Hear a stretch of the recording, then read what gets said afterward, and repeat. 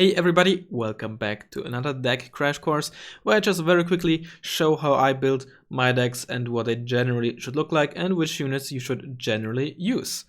And without further ado, let's get into it with Scandinavia today. Logistics, infantry CVs, of course always nice. I prefer the Danish one with the Lynx, best helicopter that you have available here, and the SRF 90 CV. Why this one? It has a higher availability than the other armored CVs. You still get 5 per card, which is plenty. 8 is basically the threshold, what I want minimum in my logistic tabs when it comes to CVs. It's fast, and 130 is still good. If you want a high availability CV, I would go for the Swedish one because it's still very fast and you get 7 per card. But in my opinion, that's not really needed. FOB, of course, and supply truck. I prefer the 20.1. Infantry, lots of good options, a lot of strong options. Number 1 should always be the fast Scandinavia 90, preferably in a wheel transport. They're just powerhouses. I hopefully don't need to tell you why. FSK are also fine, but in all intents, like generally speaking, a fast Scandinavia 90 do the same, but basically better because we have a higher availability. Dragoner, I said it in Landshot as well, just amazing spam infantry, good 5-pointer, and the squad itself is amazing too. Gewehrman in the 10-point outgun transport can also be fine. Not seen very often, but still not to be underestimated. Gewehrman 90 in the CV90, if you want the cheap CV90, they are also fine. Ilstotogruppe 85 can work nicely too, but I don't feel they are very needed here. Kustjäger 90, also fine. Not the best options when it comes to transports, but the squad itself, not to be underestimated. Livgarden or Livgarden 85 if you want relatively cheap shock infantry. RBS 90 in the SRF 9040 are also fine.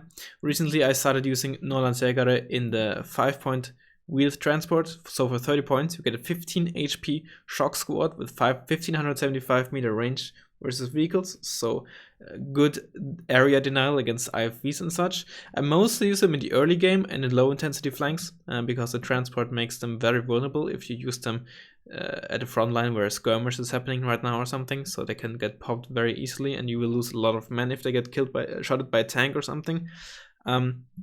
Still very nice though. RBS 56, your only ATGM, but a very capable one. Sure, not a lot of range and only good stealth, but they're 5 HP, they have 26 AP. Definitely use them offensively, and with the way Scandinavia is ideally played, even if they're spotted, which is fairly frequent actually, the enemy very often can't actually afford to shoot at them because there's just so much infantry and so many IFVs coming towards them that they can be very strong even when you use them aggressively. Still, I like to use them in the SRF 9040, making them a whopping 55 points. Strong combination though. Last but not least, I like to use the Stormer in the CV90, my favorite IFV, maybe the best. At least in my opinion, it is. Stormer itself is just a very solid squad as well. Basically a Livgarden copy. And yeah, that's what my infantry tab looks like. Of course, there's a lot of other strong options like I mentioned. Support tab, you basically have to choose whether you want to spam Amos or want to use a beacon. I think last time I saw Putin play, he likes to use the Amos, at least in 1 versus 1s. I still prefer the beacon. I just wouldn't use both unless you do a meme deck and use 2 FOBs or something like that, or in team games, and you will have a lot of FOB to use for yourself. Again, I prefer the beacon. Up-wetted or down-wetted is both fine. Down-wetted, there's 2 reasons why you might want down-wetted. For one, if you lose one, you have a second one to call in, because at least in 1 versus 1s, or if you only have 1 FOB, you never want to use 2 at the same time. You're gonna eat supply way too quickly. The other reason is you might prefer to not be too accurate. But it's up to you. LVKV90, just one of the strongest AA pieces in the game, and that is despite it being pretty weak against planes and helicopters actually, but it is just so versatile, like a mini automatic but more survivable due to 5 armor, but just kills infantry, kills IFVs. You use that aggressively at the front line while your proper AA is a bit behind, so that your opponent can't just snipe this with peace runs and then you have no AA left. So keep in mind that generally speaking, unless you have multiple of those should not be your only AA, because ideally you use them very aggressively on the ground against ground units. EOTS Hawk can be fine as well. Mostly in team games, in 1 versus 1s, I generally would not use them as much. M270, I wouldn't use it because Beacon and Amos are just so much stronger on average. A mortar, standard, not just for smoking super heavies, of course, but there's a lot of purpose for them. Of course, if you use the AMOS, then you don't really need a mortar like this, although maybe you might want to still use them, so that you can focus on using those for their HE output. And Noah is very good. My favorite hawk, actually. And ASAM's not the biggest fan, but usable. Automatic is of course a must. And our Rover RBS 90 for some wheel AA. So as you can see, the automatic is really the only pure anti-plane piece, AA piece. So might not be to your liking, but that's how I build it these days. Tank Tab, I nowadays use 2 101s and 1 card of 103Ds. Not a huge fan of the 103 line. However, outside of the 1-1, those are the only ones that can actually take a punch. The next best armor tank is the other 103, followed by the 103B and the 105 NO2. So you don't have a lot of options when it comes to high armor tanks. But 105 NO2, STRV 105, the 25 point Centurion, they're all worthwhile using. Even the 45 point Leopard 1 is probably not too bad. 15 AP for 45 points is not too shabby, given that you still have 8 armor. But yeah, the main problem is the 90-ish point price range. Recon tab, I like to use the Scout Defender, just cheap recon for your flanks, for the opener to sneak around. You're not gonna lose a lot of points if it dies. Jäger 90 are amazing. I like to use one card in the links, and as my second Recon Infantry, I actually use Fastgame's Jäger. Though you can always use Jäger 90, but I just prefer to have a decent shock squad. Also in a transport that is fast, because the Jupiter is just so slow off-road that even if you fast move to the front line, it will slow you down massively.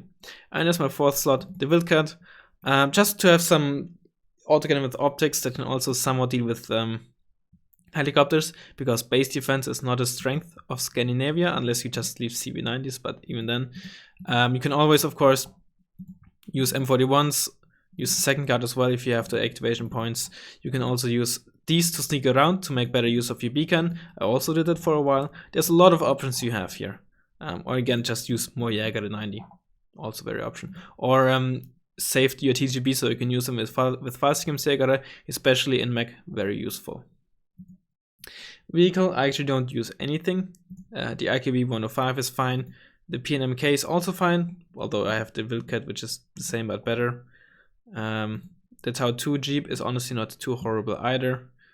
And that's really it. You can also use this, but only 20% accuracy, horrible autonomy and speed, and only 7 RPM. Not too great. Helicopter, you have basically only 2 strong options, the Fennecs. Both are good. I only use the Fennec Tau 2, so I have enough activation points to use 5 planes. One of the stronger tabs of Scandinavia, together with support and infantry. Although they're not very high-end, they're really a lot of mid-end planes, or mid-tier planes. For one, I use an MLU down-wetted this time around compared to Landshot. You can also use it up-wetted, but you just don't have the high value single card ASFs like in KWS, so I actually want a second of them to use as backline ASFs.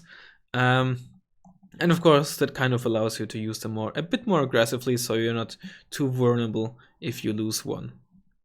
Block 15, probably the best ASF you have in this deck. You can also use the 105 point Vigan, but for just 15 points more, the Block 15 is just so much better. The Gripen can also be fine, but having only 4 HE on the short range missiles, not too great, and coming only at hardened. Then you would just use the F-16 instead, because you get the Vulcan. It's fine, especially if you want the 2-card ASF setup and the MLU is too weak for you, or you don't want to have only one, then F-16 and the other F-16 is your best option. Next, I use the Fighting Falcon. It's just a very solid, very versatile bomber, basically like the Kerners, but actually somewhat balanced. It's not the most survivable, but the fact that it only has 2 bombs, meaning it drops them instantly, it doesn't like drop them in salvos, if you will, or in bursts, means that it's actually not that unsurvivable, at least in the 1 versus 1s. In team games, you might have bigger issues. Next, the Block 5. Amazing cluster plane. Once again, not too survivable, especially since it doesn't drop all the bombs at once, so it flies fairly deep into enemy AA, which is why you want a seed plane. The Puff is not the best seed plane, but at the same time, it is also a very cheap, very affordable helicopter hunter. So there's that.